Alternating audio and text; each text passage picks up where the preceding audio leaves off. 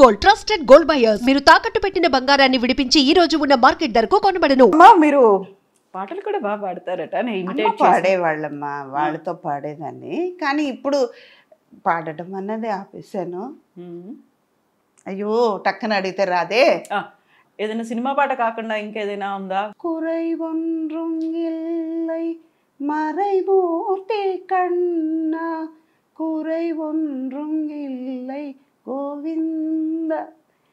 సరే మా అంటే కొంచెం టైర్డ్గా ఉంది కాబట్టి, లేకపోతే ఈ సాంగ్ రెగ్యులర్గా అంటే తమిళ్లో కురై ఒన్றுం అంటే నాకు ఏ లోటు లేదు స్వామి, అన్నీ ఇచ్చావు అన్నీ. ఇందాక నేను అన్నాను కదా, అన్నీ ఇచ్చాడు, అన్నీ తీసుకున్నాడు. పోతే పోనీ ఆయన ఉన్నప్పుడు నాకు ఏ లోటు లేదు. కురై ఒన్றுం இல்லை మలైమూర్తి కన్నా కురై ఒన్றுం இல்லை కన్నా. అన్ని ఇచ్చావు, అన్ని తీసుకుంటావు. బట్ నీ దయా ఇచ్చేటప్పుడు నాకు సంతోషం ఇచ్చావు, తీసుకున్నప్పుడు బాధను కూడా నువ్వే తీసుకో. ఇప్పుడు మార్గంలో పాశురాలు ఇవన్నీ కూడా చాలా వరకు చెప్తూ ఉంటాను. ఎప్పుడైనా కోపం వస్తే నరసింహమూర్తి, ఇవాళ పొద్దున కూడా జరిగింది. స్వామివారు నించున్నారు, మాకు టెన్షన్, మాకు ప్రోటోకాల్ ఇంకో వాళ్ళతో అటెండర్ పెట్టారు తిరుపతిలో. అంటే ఆర్టిస్ట్ కదా, ఫొటోస్ ఇవన్నీ చాలా ప్రాబ్లం అయింది. మా సిస్టర్తో వెళ్ళాను. నిన్నటి వరకు నిన్నంతా చాలా కష్టంగా ఉందని నేను అటెండర్ పెట్టుకున్నాను. ఇంకో వాళ్ళతో కలిపి పెట్టేశారు, వాళ్ళు రావట్లేదు. నాకు 5:45 స్లాట్, వాళ్ళకి 6 o'clock. వాళ్ళు రారే కిందకి, నాకు టైం అయిపోతుంది. ఆయన చెప్పాను, ఏమన్నా నేను కారు తీసుకుని వెళ్ళిపోతాను. అదే నేను బాధపడను, నా మొహం చూసి అందరూ వదిలేస్తారు, వెళ్ళిపోతానని గబగబా పరిగెడతాను. నాకు చెల్లి, అయ్యో నీ స్పీడ్కి నేను రాలేకపోతున్నాను అక్క, నేను ఇలాగే ఉంటాను. ఆయన చూడాలని, నాకు నిన్న చూడాలని కాదు, నిన్న చూడాలంటే నేను మొబైల్లో కూడా చూసుకుంటానే, నాతో రా, మంచి దర్శనం కావాలంటే రా అన్న. వెళ్ళిపోయాం. లోపలికి వెళ్ళిన తర్వాత ఇంత టెన్షన్, వాళ్ళు రారు. ఎప్పుడు 5 o'clock నుంచి 5:40 వరకు, ఇంకా 5 minutes ఆ స్లాట్ టైం ఉంది. అక్కడి నుంచి మేము ఇంకొక 10 నిమిషాలకి అక్కడ గుడి దగ్గరికి వెళ్ళిపోవాలి, కార్ పార్క్ చేయాలి, అక్కడి నుంచి నడవాలి, లోపలికి వెళ్ళడానికి క్యూ ఉంటుంది.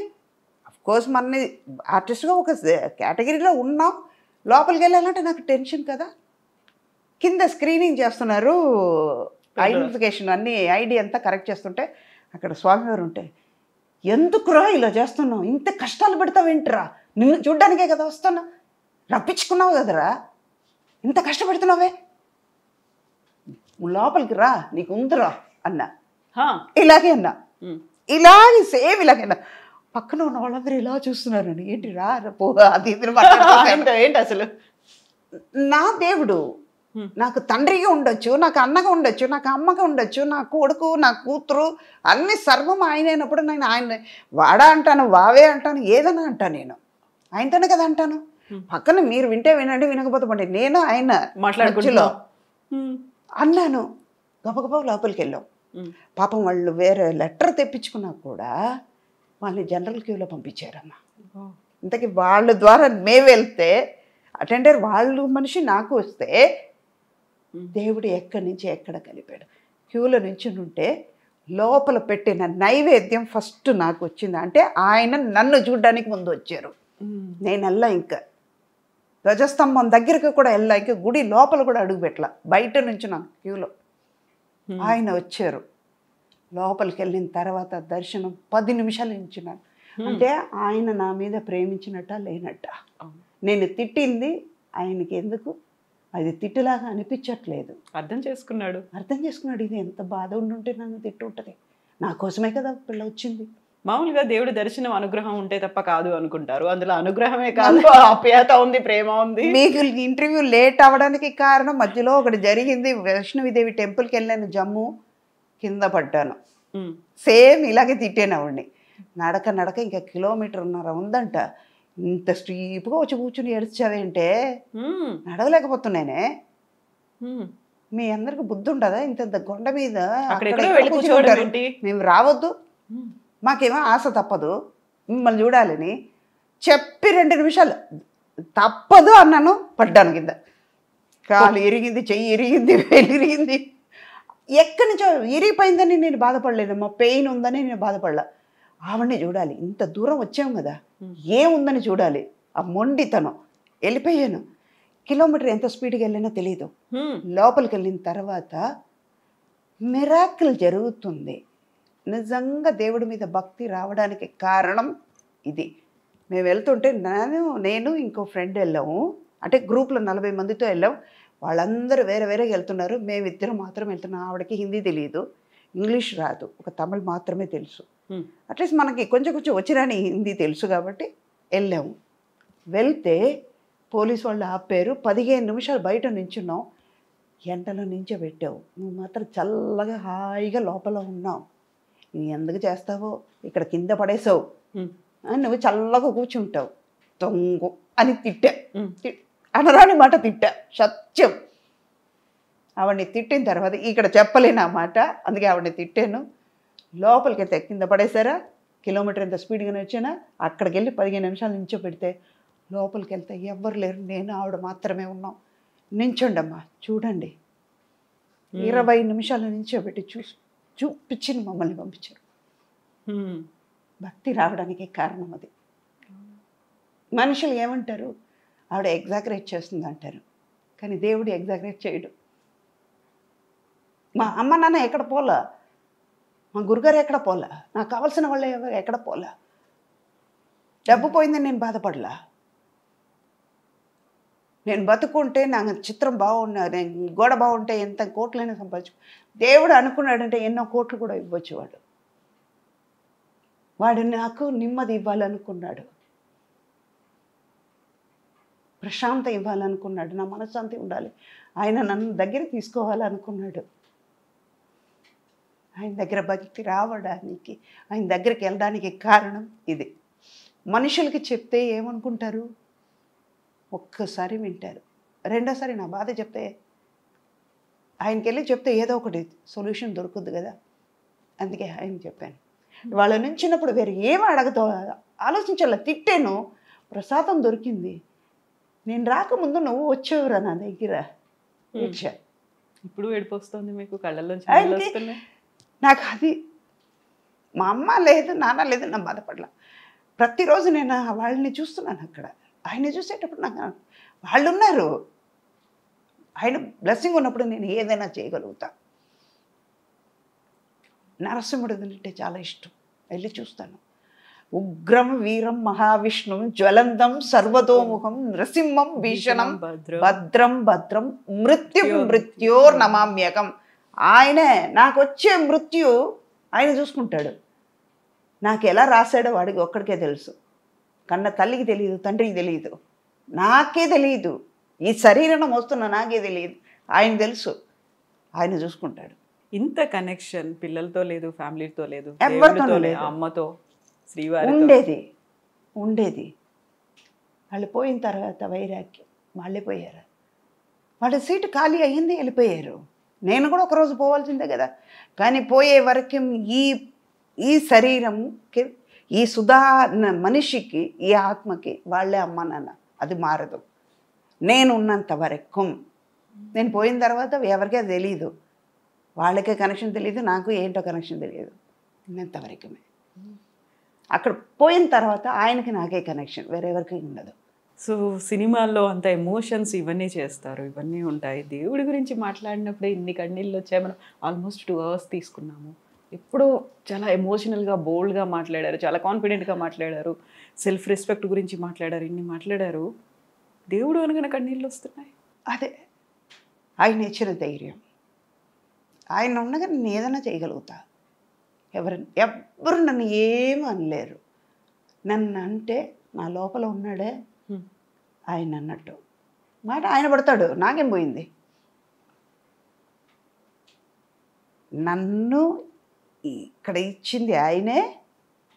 అది విష్ణుమూర్తి అనను, శివుడు అనను, సుబ్రహ్మణ్యం అన్నాడు, వినాయకుడు అనను, అల్లా అనను, యేసు అనను. It's super power. వాళ్ళ నమ్మకంని బట్టి. ఇప్పుడు మీకు ఒక పేరు కవిత అని మీ అమ్మ నాన్న పెట్టారు, నాకు సుధాని మా అమ్మ నాన్న పెట్టినట్టు ఆయనకు ఒక పేరు, అది ఒక పేరు పెట్టి పిలుస్తున్నాం. It's super power. ఆ పవర్ని మన పేరు పెట్టి పిలుస్తున్నాం. నాకు ఆయన ఉన్న తర్వాత ఇంకేముంది, ఏదైనా చేయగలుగుతా. అక్కడి నుంచి పాజిటివ్నెస్ వస్తుంది. నా లైఫ్లో ఇలాంటి ఇన్సిడెంట్స్ వల్ల బయటపడ్డా. ధైర్యం అక్కడి నుంచే ఇచ్చాడు. ఏదైనా చేయగలుగుతా. నేను ఎక్కడో లేను, నీలోనే ఉన్నాను అని చెప్పాడు. మాట్లాడుకునేటువంటి ఆ కనెక్షన్ ఇచ్చాడు, కమ్యూనికేషన్ ఉంది. నేను పక్కన ఉన్న వాళ్ళ గురించి నేను ఎందుకు ఆలోచిస్తా? It's between Vishnu and Sudha, Perumal అని సుధా, శ్రీనివాసుడు అని సుధా. మేమిద్దరు మాట్లాడుకున్నప్పుడు మీకెందుకు? వింటే వినండి, వినకపోతే నా బాధ కాదు అది. నా మనసులో ఆయన ఉన్నాడు, ఆయన మాట వింటాడు. నాకు తెలిసి ఎవరితో మాట్లాడుతున్నాను. మొన్న వెళ్ళేటప్పుడు అమ్మకి చెప్పాను, నిన్న కాక మొన్న వచ్చేటప్పుడు, అమ్మ వస్తున్నానని చెప్పారు. మంచి దర్శనం దొరికిందా లేదా? నిన్న అమ్మ చెప్పిన తర్వాత అక్కడికి వెళ్ళాము. వరాగస్వామికి మంచి దర్శనం దొరికింది.